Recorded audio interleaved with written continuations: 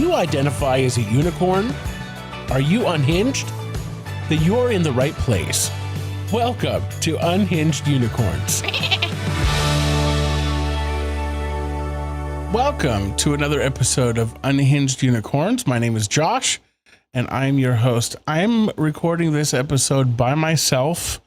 Steph is not here tonight, so I just wanted to make an episode and just kind of catch up with you, the listener, and just kind of check in with where I'm at right now.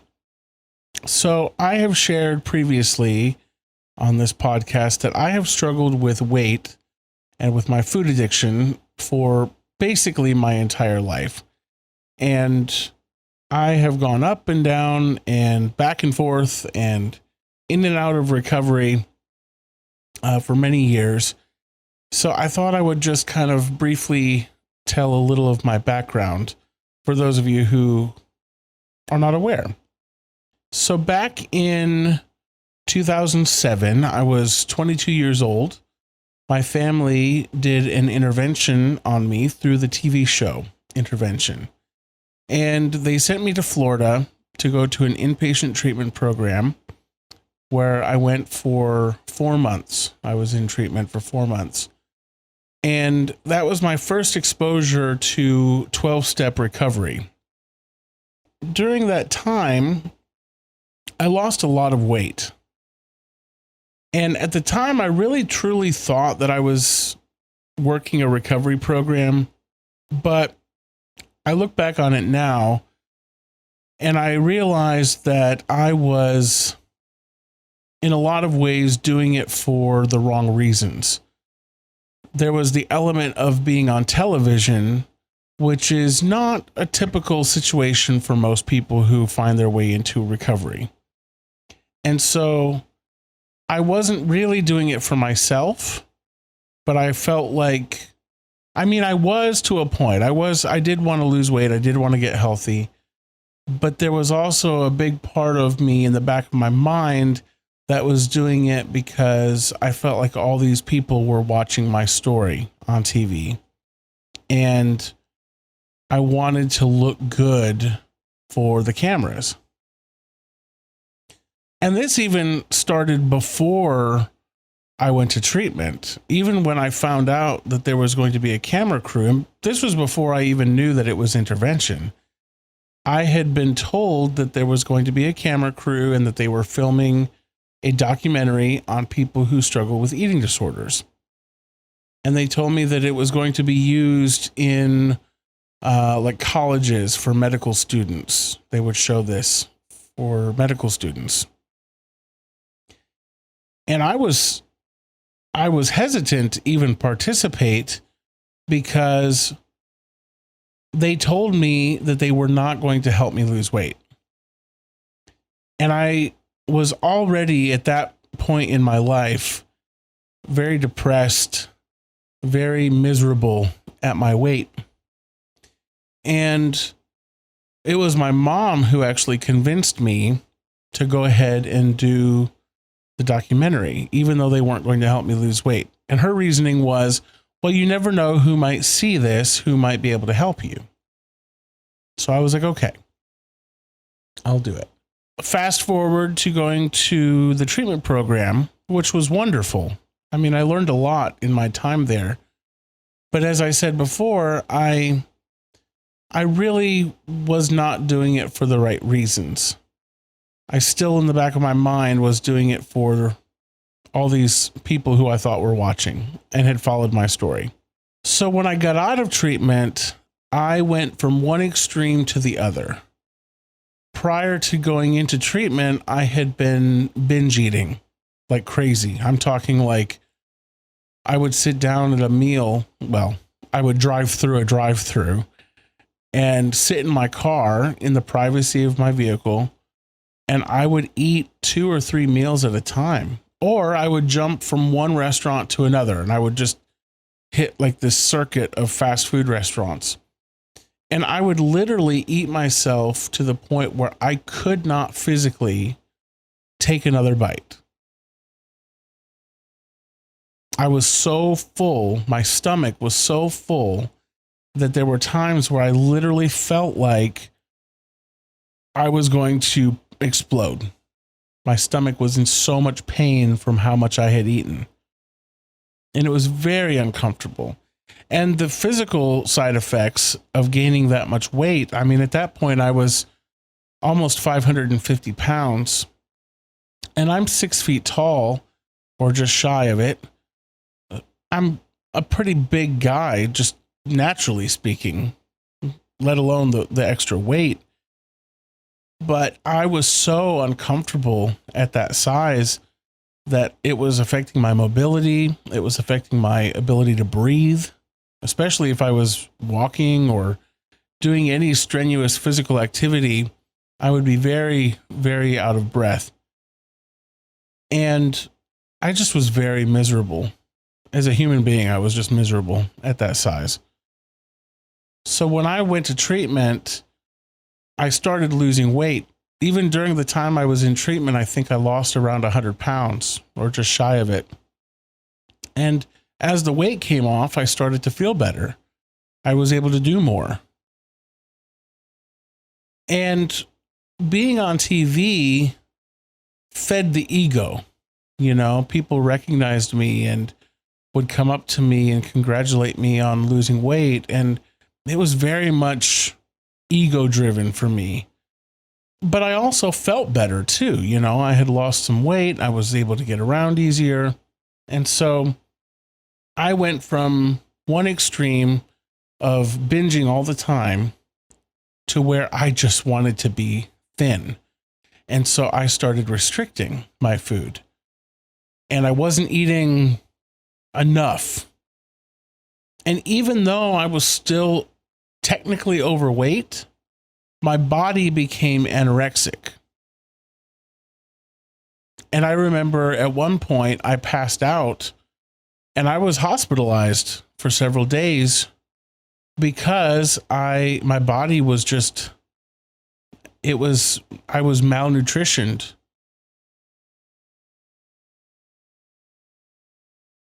And the crazy thing about all of this, I'm sharing this because I just want to expose the depths of my food addiction. When the camera crew came and I found out that they were coming, I really wanted to control what I let them see. I was willing to be honest, but only to a point. I didn't want them to see the real extent to which my addiction had gone.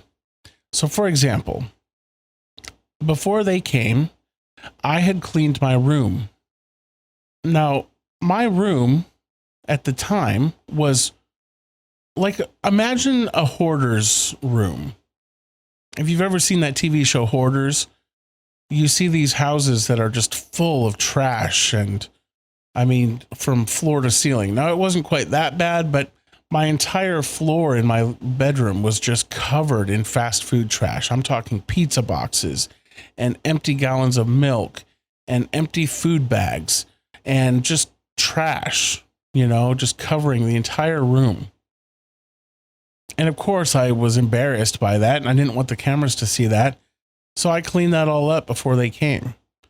And my car was the same way, just full of fast food trash. And it wasn't even that I liked hoarding that. It was more of a laziness factor. Like, I just felt so overwhelmed by how much trash there was. And combined with the fact that I was so out of shape and it just was so taxing for me to do even the simplest of tasks that I would let that trash build up and build up and build up. And then I just was, you know, overwhelmed by it and I wouldn't do anything about it. So before the camera crew came, I cleaned my room. I also went and got my teeth whitened because I wanted to look good on camera. And I somehow felt that if I whitened my teeth, that would make me look good. The absurdity of it now, you know, I think back on it and I just think how crazy that is. So after going to treatment and starting to lose the weight and going from one extreme to the other, I did lose a lot of weight.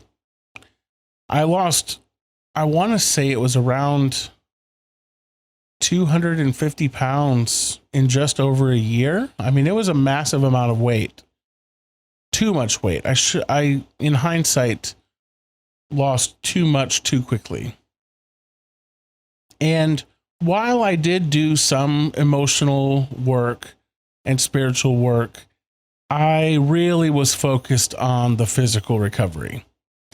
I mentioned a little bit ago that it was really about ego for me. It really fed into my ego, losing weight. And that's because we live in a society that compliments people who lose weight. I mean, we live in a society that's very image driven. If you look good, you get compliments. If you transform your body, you get compliments. It's all about looking good, right? And so I did get a lot of compliments. People were, congratulating me on losing weight, and it felt good to be recognized for that. But I was doing it in an unhealthy way. I was doing it to an extreme that was very unhealthy. And when I fell off the wagon, so to speak, I did not want to talk about it. I did not want people to see my struggle. I was very content letting people see my successes, but I did not like to let people in to see the struggle. And again, that went back to when the camera crew came originally. I didn't want them to see truly how bad it had gotten. I was willing to let them see a little, but not everything. Well, after I got out of treatment and started losing weight, I eventually started making content for YouTube. And I want to clarify, I did make content early on when YouTube was still fairly new, but I didn't really get into making content regularly until, I want to say, maybe 2018, 2019, somewhere in there. And at that point, a lot had happened between then and when I first went to treatment. So let me kind of backtrack a little. I ended up relapsing after I got out of treatment. I lost a ton of weight. A lot of cool stuff happened. I was invited to be on the Oprah Winfrey Show, which again just further fueled the ego. And then my world fell apart. I lost my job. I couldn't find work. I ended up moving back from Florida, where I had gone to treatment, back to Texas, which is where I was when the intervention took place. And I jumped into a relationship that was not a healthy one. And during that time is when I got back into the food. And when I say I got back into the food, I'm saying it came on very quickly. I gained 100 pounds in 6 months. And again, I was very unhappy, and I turned to food, and I was, binging to stuff my emotions. So after the weight came back on, I didn't get quite back to where I had been at my heaviest to that point, but I gained back a good majority of what I had lost. And I ended up moving in with a friend of mine. We were roommates, and, I was still active in the food addiction at that point. And then I met someone and got into another relationship, and I attempted to lose the weight again. But this time I did not do it through any kind of 12-step recovery program. I just did it on my own. And I was going to the gym regularly. I was eating healthy. I was really doing it for this relationship, truly. And again, I said I was doing it for myself, but really it was that I was doing it for the guy that I was with. And I did. I lost the weight again. I got back down to where I had been previously. And I kept it off for a few years. But I still was not where I wanted to be. and I still was unhappy. You see, I am a food addict. I'm an addict in general. I always want more. It's been that way, I think, my whole life. And food just happened to be the first thing and the most long-lasting thing that has given me comfort. But with that comfort, there comes a level of pain and imprisonment. Really, it's like being imprisoned in your own body. Food addiction is an addiction that you carry for the world to see. Other addictions, you might be able to hide it for a little while. However, the unmanageability it's there no matter what form the disease takes. It eventually will catch up. Food addiction just so happens to be, in many cases, the type of addiction where it's more easily noticed from the outside. For someone who is anorexic, it shows when the body is too thin. For someone who binges, like myself, it shows in the weight that you carry. So it's a very outwardly noticeable disease. So after I lost the weight, after meeting that guy, we were together for several years. And I was able to keep it off for quite a while, several years. However, throughout that relationship, I became more and more unhappy. And eventually, I got back into the food again.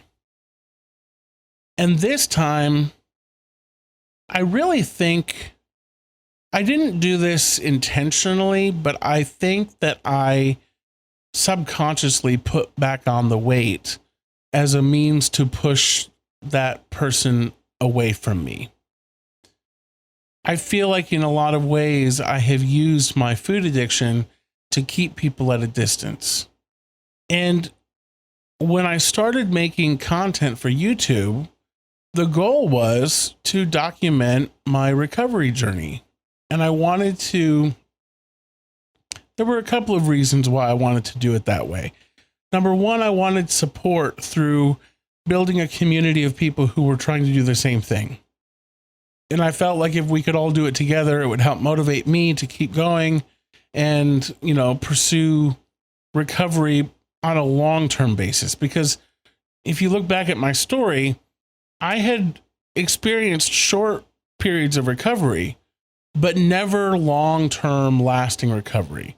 Every time that I've lost a significant amount of weight, it has been for 2 to 3 years, and then the weight has come back on. So I've never been able to really experience long-lasting recovery. So by making content for YouTube, I was hoping that I could find a community who we could do it together and keep it off and motivate each other. The second reason why I wanted to do content for YouTube is because I do want to help other people. And I thought by, sharing my experience, sharing the success of losing weight, it would help inspire other people to be able to do the same. And then there was actually a third, this wasn't initially my goal, but it sort of became an idea that sort of grew on me, which was I wanted to create a channel where I could live out my bucket list dreams. And when I say bucket list dreams, I'm not just talking about, the standard bucket list things, but I'm talking more specifically things that I'm unable to do as a result of my food addiction when I'm at my heaviest. So even simple things like taking a hike or, doing something that requires some physical activity that I'm not able to do at my current weight. So I wanted to not only do that for the channel, but I also wanted to help other people be able to share their stories of overcoming obstacles in their lives and to help them live out a bucket list dream. And I wanted to be able to do it with them on camera as I, pursued losing weight and chasing my recovery. So I made content for YouTube for a while. And I ended up going back into treatment again for a second time. And this was in early 2020. So I went to treatment at the end of January of 2020. While I was in treatment, the pandemic started and everything shut down. And I had just put my house on the market in Texas, and I decided to move here to Florida. And there was a lot of fear and a lot of anxiety about the future and what that would hold and what it would look like. And I remember the treatment center had this, in one of the rooms, they had this big thing up on the wall, and it had a bunch of handwritten quotes from people. And one of the things that was written on that board was, "God didn't bring me this far to drop me on my ass." And that became kind of like a mantra for me in that period of uncertainty, because I did not know what the future was going to hold. At that point, everything shut down. Nobody had ever seen anything like that before, where literally the world just stops for a period of time. And I didn't have a job. I had just put my house on the market. I had a vehicle that I couldn't afford the car payment for. I had a house that I couldn't afford the mortgage payment for. I literally had nothing lined up. Like, I had nothing lined up, and I didn't know what I was going to do with the things that I did have. And somehow things worked out.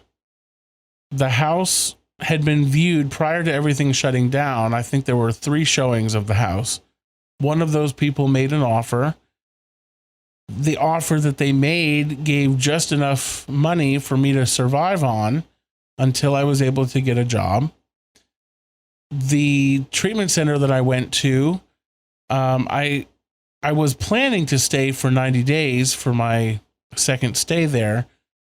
But when I lost my job, my insurance stopped, and so I ended up having to leave treatment early. I was able to get into a sober living house.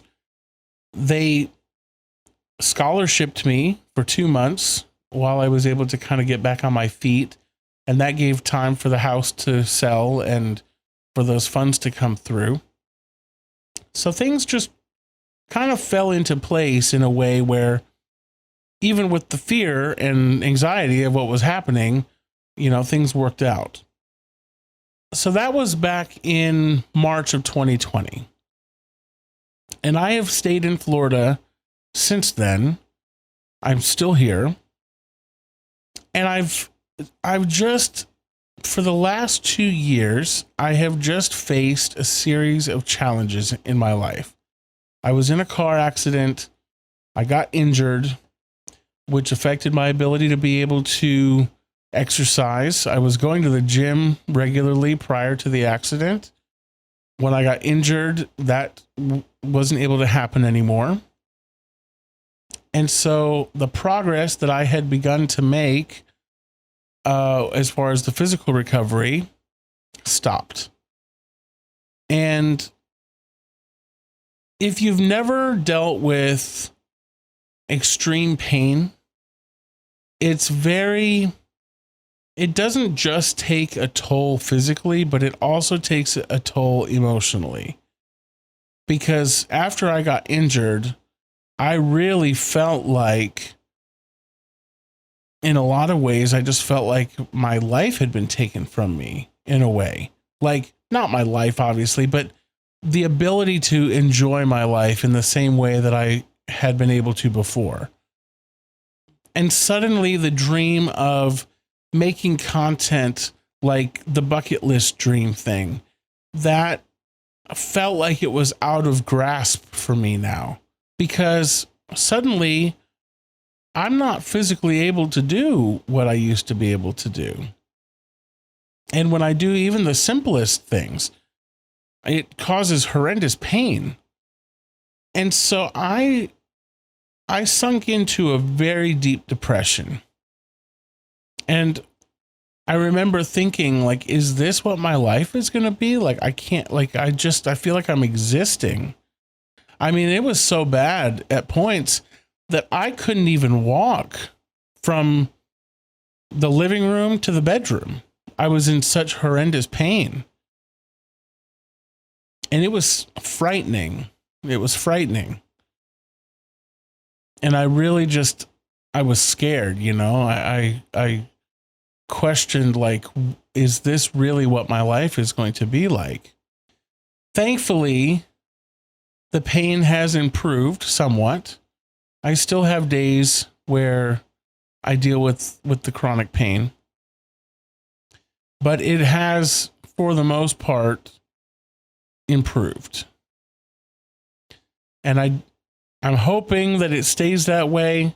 I did have a procedure done on my back, which helped alleviate some of the pain.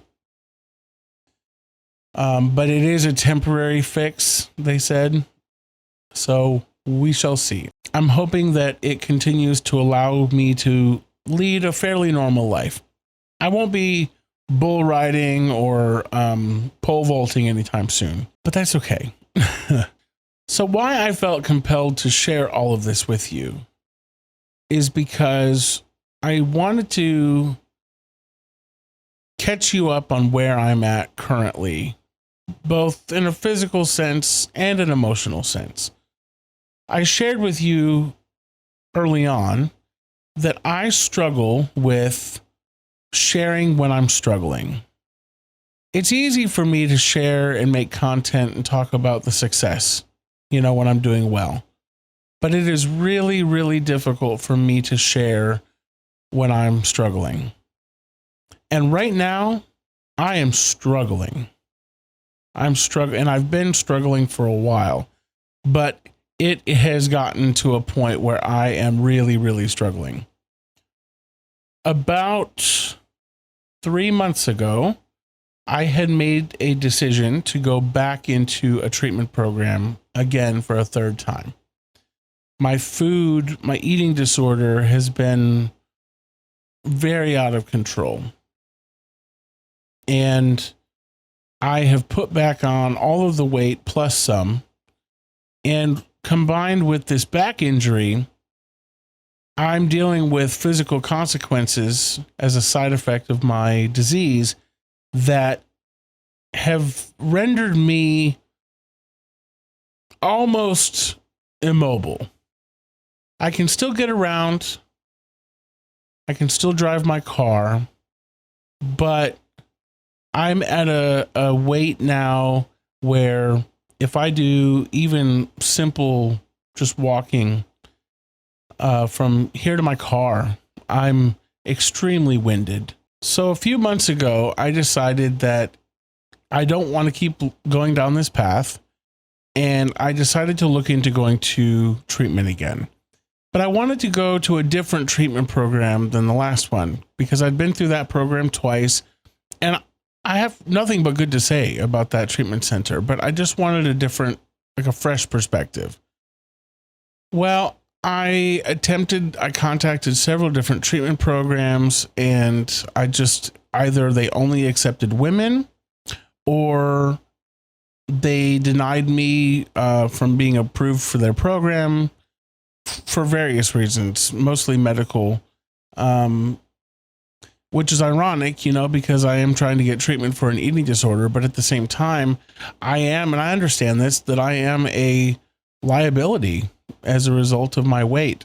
I am the heaviest that I think I've ever been, or close to it. And as I've gotten older, I'm diabetic. I have high blood pressure. I'm on medication for those things, but even with taking medication, you know, the consequences of my disease have caught up to me, and I'm not in good shape physically. And quite frankly, I'm not in good shape emotionally either. Well, after being denied into those programs, I decided that it was time to get back to the basics. And I understand that not everybody who finds recovery is able to go to treatment. And it's not like I don't know what to do, because I've done this before. I've been around recovery programs now for 15 years. I know what steps to take to get into recovery. It's just a matter of finding accountability around it and doing it. Now, let me backtrack a little bit. About a year and a half ago or so, I moved outside of Tampa into a town called Plant City, which is about 30 minutes or so outside of the city. And I moved out there with a friend of mine with the intention of being able to save money, because it wasn't anything fancy. It was a single wide mobile home, but the rent was affordable and it would give us both an opportunity to save money. Well, I love my friend. We're still friends to this day, but we do not make good roommates. We just don't. It was, first of all, the space was way too small. And so we were basically up each other's ass all the time. And it just didn't work out as far as a living arrangement.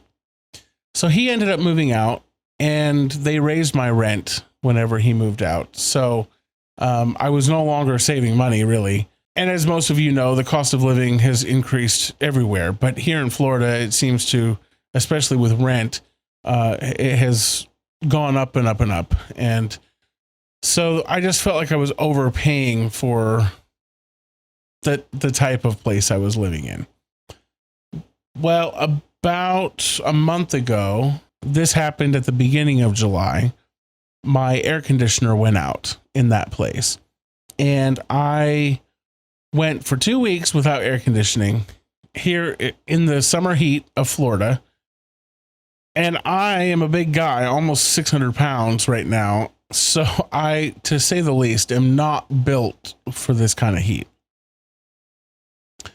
So after my landlord was dragging their feet on replacing the air conditioner, I decided to take matters into my own hands and try to find somewhere else to live. So I was desperately searching for an apartment or a room to rent, and I just could not find a place that was reasonably priced or that didn't require like $3,000 to move in. And so I ended up contacting someone who has a sober living house, and they had an opening available for a 1-bedroom, 1-bathroom place in a sober living house. And so I said, okay, I'll take it. So I, at very last minute, moved, and thank God for my friends, because this was so stressful to pack and move in the middle of Florida summer without air conditioning. When I tell you it was stressful and it was miserable and it was uncomfortable, it was like the epitome of all of those things combined. But my friends really helped me out immensely, and I cannot thank them enough. So I got moved into this new place, and this place has air conditioning, and I really felt like it was going to be, there was a lot of pros for me to move here. Number one, it was closer to all of my friends and my recovery network. It would allow me to be able to see them more frequently. It was also closer to the in-person meetings that I used to go to all the time. So it would get me kind of plugged back into the recovery community here in Tampa. And that certainly outweighed the cons, which was that it was going to put me in kind of a tight financial situation for a few months while I pay the deposit for this place and, get moved in here. Well, about a week into staying here, I discovered that this place has, I don't know if it's mice or if it's rats, but there are some type of rodents in my apartment. And it has made it very uncomfortable living here. Because I hear them, I've set mouse traps, and they have set off the mouse traps twice. but I haven't caught anything successfully. And it's just very unnerving to know that there are live rodents in my house. They've eaten my food. Like, they got into a loaf of bread and ate a big chunk of it. So yeah, it's been a little uncomfortable with that. And part of me is falling into this like self-pity mode of like, why is this happening to me? You know, like I feel like I moved from one shithole into another. And I'm really struggling right now to find the positives in my life and to see the gratitude in my life right now, because just being perfectly transparent with you, I'm very, very financially insecure at the moment. Enough to where I've had to borrow money from friends just to be able to afford groceries. And I struggle with being very like self-reliant and not wanting to ask for help and not wanting to rely on other people for help. And this whole process with the move and with, you know, the financial insecurity has forced me to ask for help because I physically wasn't able to move myself and all my furniture and everything. So I had to have help there. And now with my financial situation, I'm again having to ask for help. And it's just very, very, very uncomfortable for me to do that. I don't like having to rely on other people for help. And I feel like a burden when I do have to ask for help. And the reason why I'm even sharing all of this is because I don't want to only present the positives and the good things that I'm doing anymore. I've done that for a long time now, where I only share the good stuff that's happening. But right now I'm struggling with, I feel like I'm drowning and I feel like I'm treading water, you know, as best I can, but I feel like I've got all these weights that are just pulling me down and I'm fighting for dear life. You know, I'm every bit of energy that I have is going into like trying to stay afloat. And no matter what energy I put out, no matter what I do, I just feel like I'm on the verge of drowning. And it's not a fun place to be in. It's not enjoyable to feel like this. But that's where I'm at right now. And I'm taking a class through this spiritual center that I go to that is talking about getting in touch with your soul. The concept here is that our soul puts us in situations to learn lessons, right? And what we put out into the universe, the energy that we put out into the universe will come back to us, right? So if we operate at a high frequency vibrations are going to be like gratitude, forgiveness, living in a state of gratitude really is a high frequency vibration.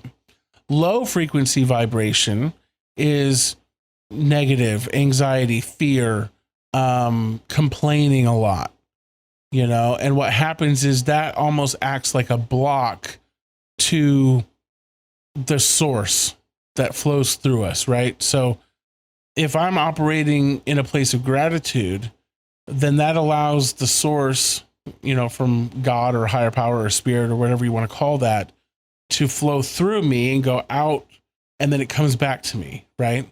But if I'm operating on a low level vibration where I'm complaining or full of fear or anxiety, then that acts like a block and it doesn't allow that source to flow through me, which then in turn doesn't allow things to come back to me, right? So in theory, I understand this, but I'm struggling. I am struggling right now to find the gratitude in my situation because it has been a struggle, and I feel like I have been struggling for so long that I don't know how to break it. I don't know how to get out of it, and I tried to do something positive by moving here to be closer to my my network of friends and, to be closer to the meetings. And yet I find myself back in another situation where I just am miserable and I'm struggling, y'all. And I just wanted to come on here and be honest about where I'm at. And sometimes life is hard. And I don't know, while I'm in the middle of this, I don't know what the purpose is or what the lesson is for me to learn here. And maybe I won't know that for a while. Or maybe the purpose is for me to share about this in hopes that it will connect with other people who are going through similar situations. So, one thing that I'm going to work on is trying to get back into the gratitude. And I'm going to start right now and just share about some things that I'm grateful for. First of all, I'm incredibly grateful for my friends. I have some of the most amazing friends. I have people who call and check in on me on a regular basis. And I have friends who bring me such incredible joy and laughter and just are such unique individuals. And I believe that everyone comes into my life for a reason. Some people are here for a short time. Maybe it's a lesson I need to learn from them. And some people are here for a long term. And whatever the circumstances are with the people who are in my life right now, I'm very grateful for them because they've enriched my life in ways that I can't even explain. Another thing that I'm grateful for is air conditioning. I mean, I will say this. Yes, I may have a herd of rats in my walls, but I'm living in some air conditioning right now, and that is just very luxurious. Because going 2 weeks without air conditioning, I didn't realize how much I take it for granted until I did not have it. Because I was miserable. Y'all, let me just tell you, the boob sweat I had, it was terrible. I never want to experience that again. It was really bad. Another thing that I'm grateful for is, and I'm going to say this, but I want to be clear that I don't rely on this enough. But I'm very grateful for the spiritual journey that I have been on. Because it has been one full of peaks and valleys.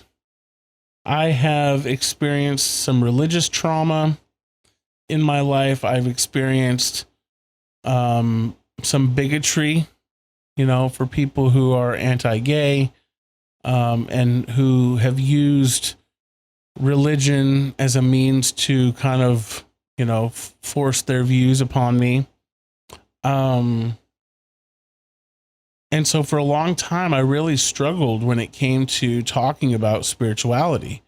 And anytime people would say the word God around me, my walls would instantly go up. But I, throughout all of that, have maintained this desire to connect to something greater than me. And it's hard for me to explain how that journey has progressed, but I will say this, that my understanding of the word God today is far different from my understanding of that word 15 years ago when I first was introduced into a 12-step recovery. For those of you who are not familiar with 12-step recovery, it is very much spiritual based. So the 12 steps, a lot of them deal with finding a higher power and letting that higher power transform your life. And most people in recovery refer to that higher power as God. Now, the beauty of it is that you can define your own higher power. And that's what I've had to do for myself, is I've had to let go of the definition of God that I was raised with. And I've been able to kind of develop my own understanding of what God looks like for me. And for me now, God is a source of love, truly just love and acceptance. I know for some people that is not always the case, but for me, that's what I choose to believe that God is. And I try to allow that to work through my life so that I put that out into the universe too. Now, as a gay male, I can be bitchy. I can be judgmental as hell. I have a very colorful sense of humor, and I laugh at things that are highly inappropriate. But I do believe that as a child of God, so to speak, as someone who is made in God's image, I can't help but think that God has a sense of humor too.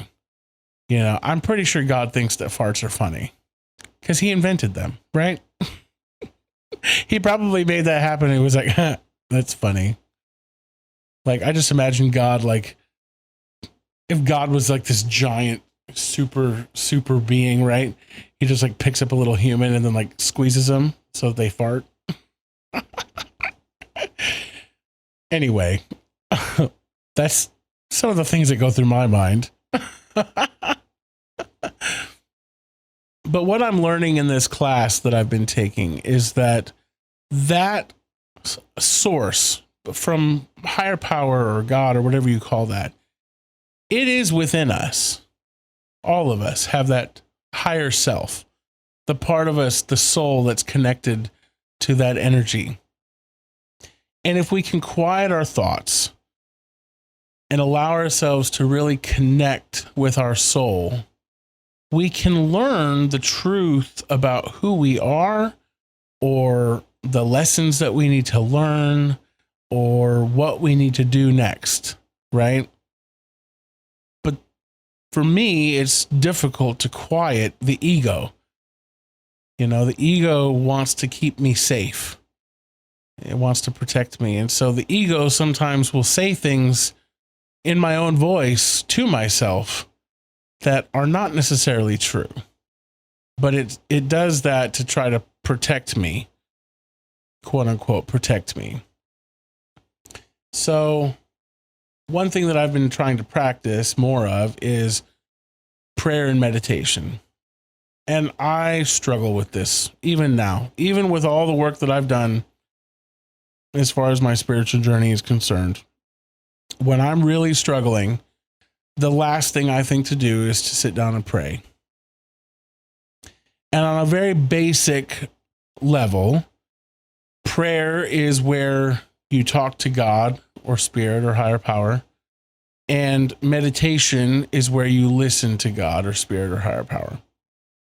And I struggle with both of those things because I don't always know what to say, except for, of course, those foxhole prayers, you know, when my life is crashing around me and I'm like, God, please help me out of this situation. I promise I'll never do X, Y, Z again.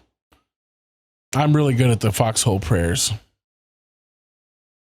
But when things are really a challenge, like a true challenge, I want to, and my goal is to work on leaning into prayer, leaning into reaching out to my higher power.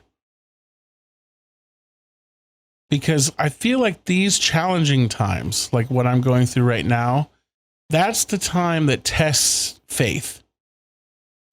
Somebody said something in a meeting that I was at the other day that was really powerful to me. And they said that when they sit down and they connect and they meditate, they said that they try to breathe in faith and breathe out fear. And I just love that, because for so long, fear has ruled my life. I have allowed fear to keep me from doing so many things that I wanted to do. And where there's fear, there isn't room for faith. But where there's faith, there is not room for fear. So I'm working to just let that faith in and lean on it. Like, that's what it's there for. And that's challenging. It's hard to do. I'm not going to say that I'm an expert at it by any means, but I certainly am working on it.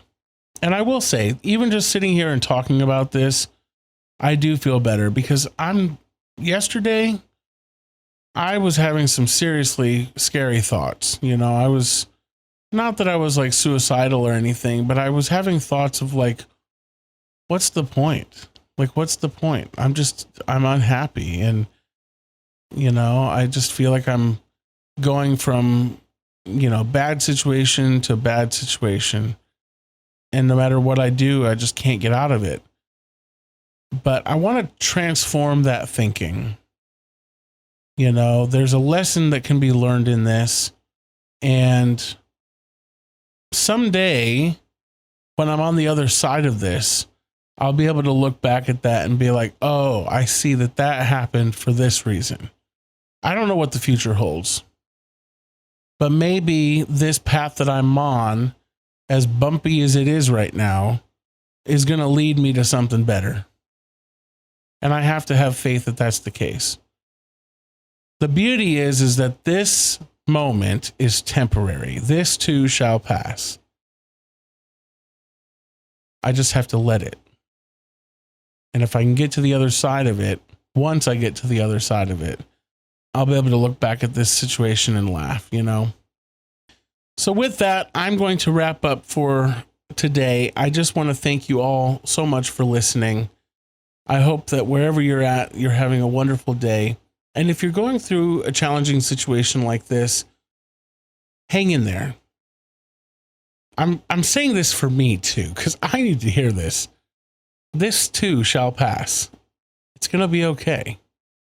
It's going to be okay. Thank you all so much for listening, and I will see you next time. If you like this episode and want to hear more, please visit our website at unhingedunicorns.com. You can also support this podcast and access member-only content by visiting patreon.com/unhingedunicorns.